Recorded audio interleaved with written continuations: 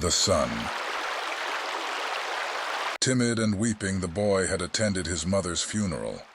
Gloomy and shy, he had listened to Siddhartha, who greeted him as his son and welcomed him at his place in Vasudeva's hut.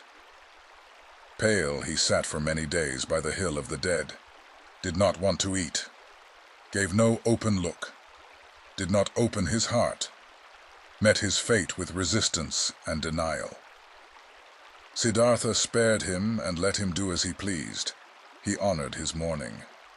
Siddhartha understood that his son did not know him, that he could not love him like a father.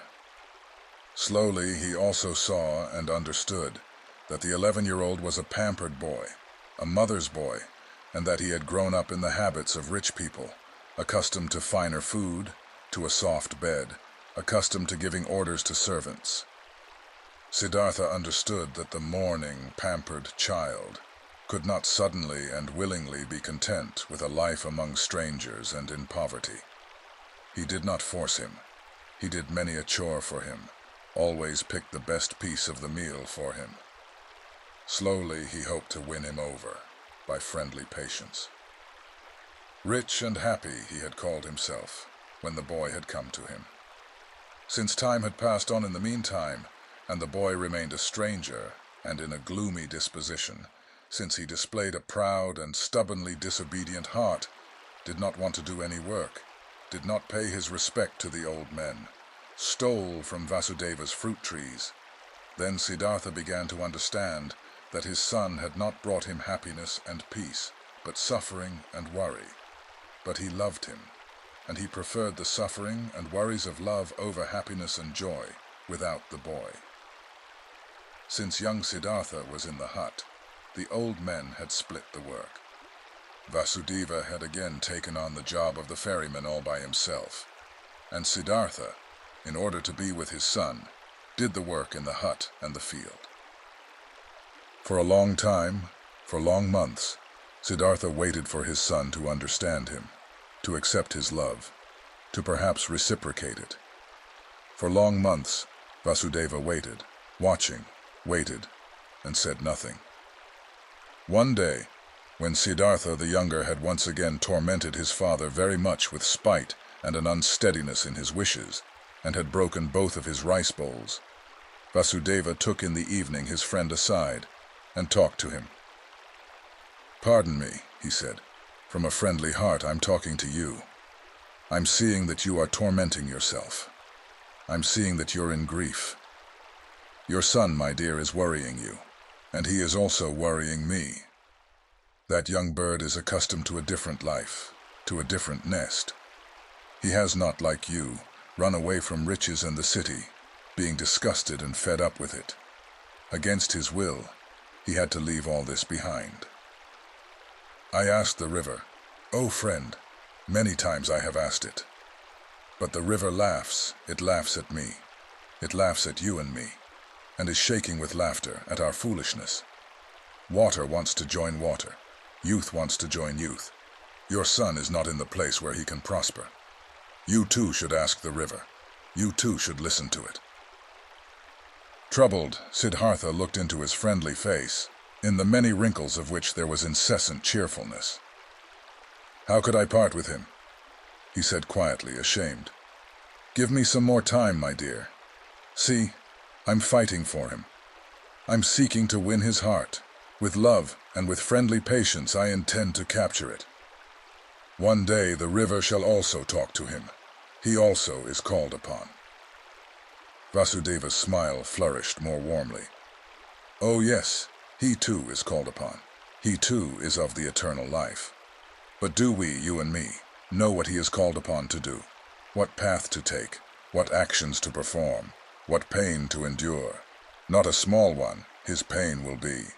After all, his heart is proud and hard. People like this have to suffer a lot, err a lot, do much injustice, burden themselves with much sin. Tell me, my dear, you're not taking control of your son's upbringing. You don't force him. You don't beat him. You don't punish him." "No, Vasudeva, I don't do anything of this." "I knew it. You don't force him, don't beat him, don't give him orders. because you know that soft is stronger than hard, water stronger than rocks, love stronger than force. Very good, I praise you. But aren't you mistaken in thinking that you wouldn't force him, wouldn't punish him? Don't you shackle him with your love? Don't you make him feel inferior every day? And don't you make it even harder on him with your kindness and patience? Don't you force him, the arrogant and pampered boy, to live in a hut with 2 old banana eaters, to whom even rice is a delicacy, whose thoughts can't be his, whose hearts are old and quiet and beat in a different pace than his? Isn't he forced? Isn't he punished by all this? Troubled, Siddhartha looked to the ground. Quietly he asked, "What do you think should I do?" Quoth Vasudeva, "Bring him into the city, bring him into his mother's house. There'll still be servants around, give him to them.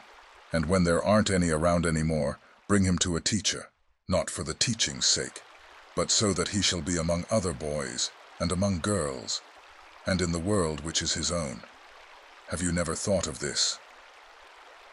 "You're seeing into my heart," Siddhartha spoke sadly. "Often I have thought of this. But look, how shall I put him, who had no tender heart anyhow, into this world? Won't he become exuberant?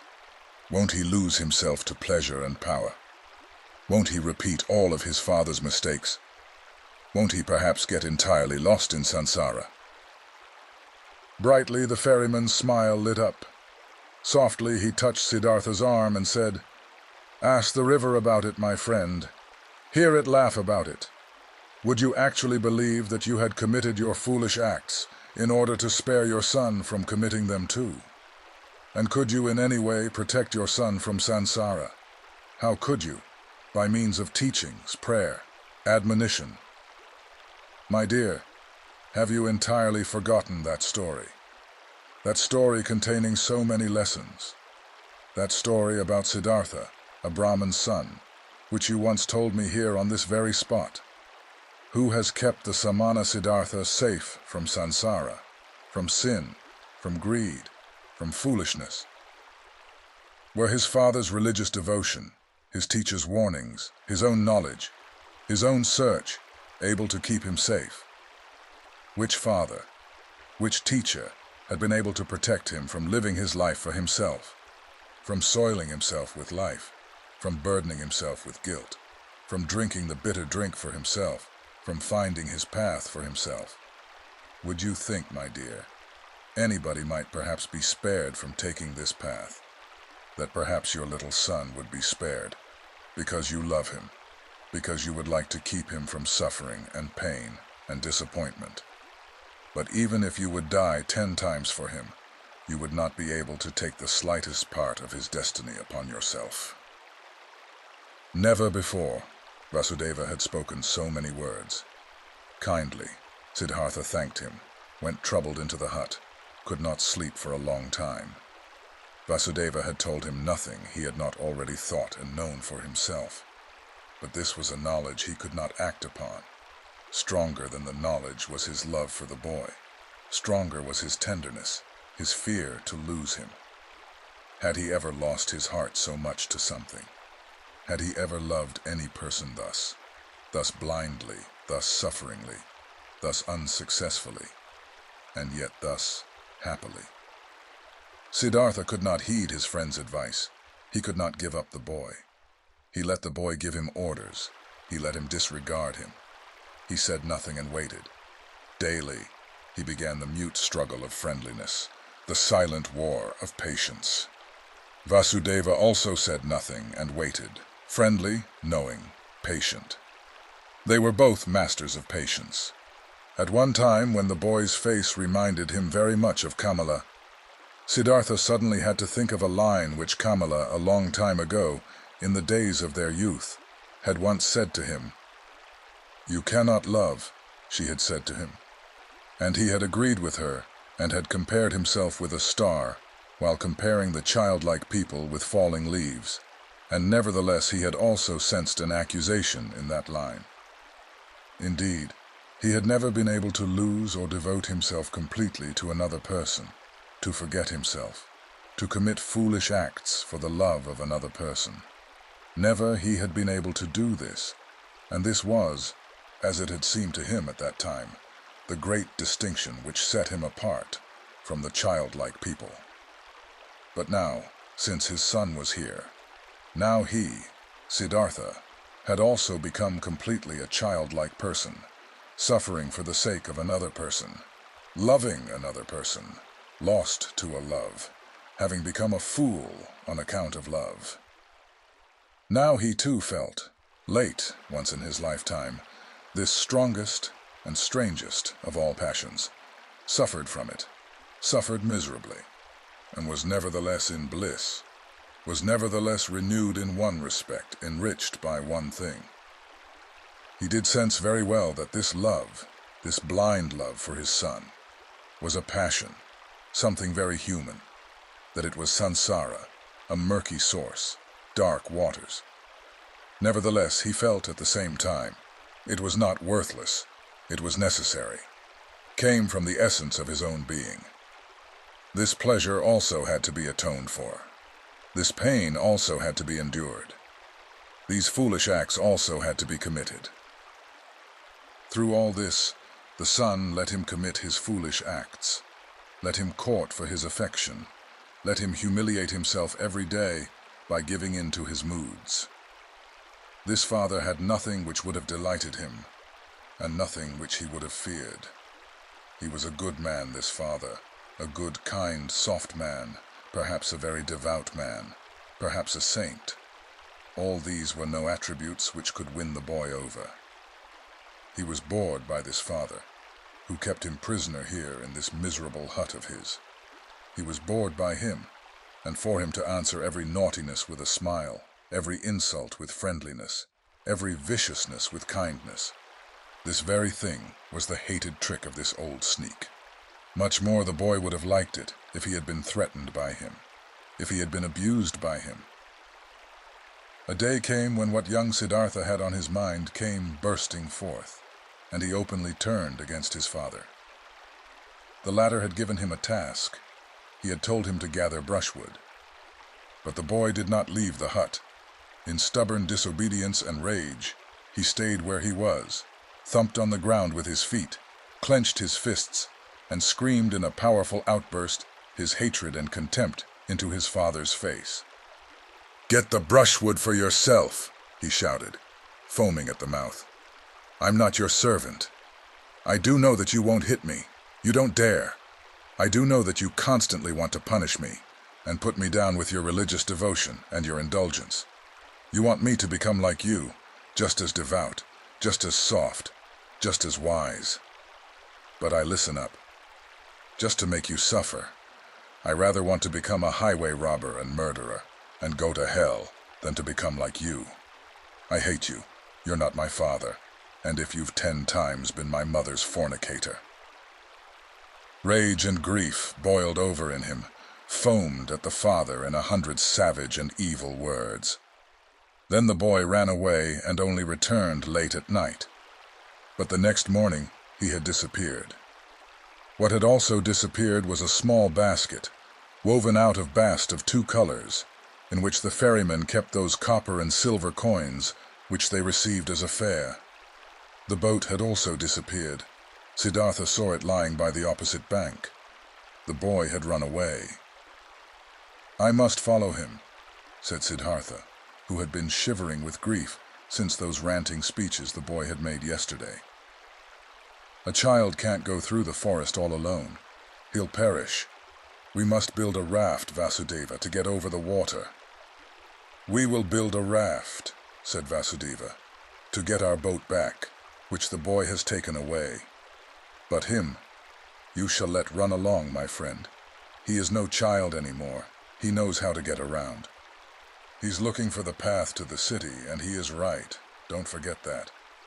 He's doing what you failed to do yourself. He's taking care of himself. He's taking his course. Alas, Siddhartha, I see you suffering. But you're suffering a pain at which one would like to laugh, at which you'll soon laugh for yourself." Siddhartha did not answer. He already held the axe in his hands and began to make a raft of bamboo, and Vasudeva helped him to tie the canes together with ropes of grass. Then they crossed over, drifted far off their course, pulled the raft upriver on the opposite bank. "Why did you take the axe along?" asked Siddhartha. Vasudeva said, "It might have been possible that the oar of our boat got lost." But Siddhartha knew what his friend was thinking. He thought the boy would have thrown away or broken the oar in order to get even, and in order to keep them from following him. And in fact, there was no oar left in the boat.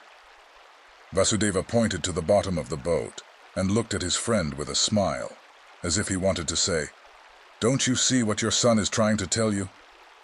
Don't you see that he doesn't want to be followed?" But he did not say this in words. He started making a new oar, but Siddhartha bid his farewell to look for the runaway. Vasudeva did not stop him. When Siddhartha had already been walking through the forest for a long time, the thought occurred to him that his search was useless. Either, so he thought, the boy was far ahead and had already reached the city, or, if he should still be on his way, he would conceal himself from him, the pursuer. As he continued thinking, he also found that he, on his part, was not worried for his son, that he knew deep inside that he had neither perished nor was in any danger in the forest. Nevertheless, he ran without stopping, no longer to save him, just to satisfy his desire, just to perhaps see him one more time. And he ran up to just outside of the city. When, near the city, he reached a wide road, he stopped by the entrance of the beautiful pleasure garden, which used to belong to Kamala, where he had seen her for the first time in her sedan chair. The past rose up in his soul. Again he saw himself standing there, young, a bearded, naked Samana, the hair full of dust. For a long time Siddhartha stood there and looked through the open gate into the garden, seeing monks in yellow robes walking among the beautiful trees. For a long time he stood there, pondering, seeing images, listening to the story of his life. For a long time he stood there, looked at the monks, saw young Siddhartha in their place, saw young Kamala walking among the high trees. Clearly, he saw himself being served food and drink by Kamala, receiving his first kiss from her, looking proudly and disdainfully back on his Brahmanism, beginning proudly and full of desire his worldly life. He saw Kamaswami, saw the servants, the orgies, the gamblers with the dice, the musicians, saw Kamala's songbird in the cage, lived through all this once again, breathed sansara, was once again old and tired, felt once again disgust, felt once again the wish to annihilate himself, was once again healed by the holy Om. After having been standing by the gate of the garden for a long time, Siddhartha realized that his desire was foolish, which had made him go up to this place, that he could not help his son, that he was not allowed to cling to him.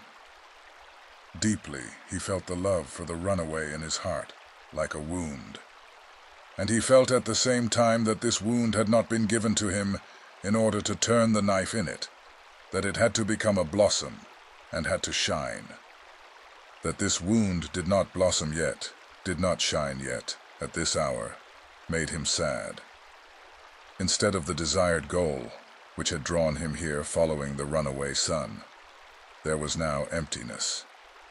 Sadly, he sat down, felt something dying in his heart, experienced emptiness, saw no joy anymore, no goal. He sat lost in thought and waited. This he had learned by the river, this one thing, waiting, having patience, listening attentively. And he sat and listened, in the dust of the road, listened to his heart, beating tiredly and sadly, waited for a voice. Many an hour he crouched, listening, saw no images anymore, fell into emptiness, let himself fall, without seeing a path. And when he felt the wound burning, he silently spoke the Om, filled himself with Om. The monks in the garden saw him, and since he crouched for many hours, and dust was gathering on his gray hair. One of them came to him and placed 2 bananas in front of him. The old man did not see him. From this petrified state, he was awoken by a hand touching his shoulder. Instantly he recognized this touch, this tender, bashful touch, and regained his senses. He rose and greeted Vasudeva, who had followed him. And when he looked into Vasudeva's friendly face, into the small wrinkles, which were as if they were filled with nothing but his smile, into the happy eyes, then he smiled too. Now he saw the bananas lying in front of him, picked them up, gave one to the ferryman, ate the other one himself. After this, he silently went back into the forest with Vasudeva, returned home to the ferry. Neither one talked about what had happened today. Neither one mentioned the boy's name. Neither one spoke about him running away. Neither one spoke about the wound. In the hut, Siddhartha lay down on his bed, and when after a while Vasudeva came to him to offer him a bowl of coconut milk, he already found him asleep.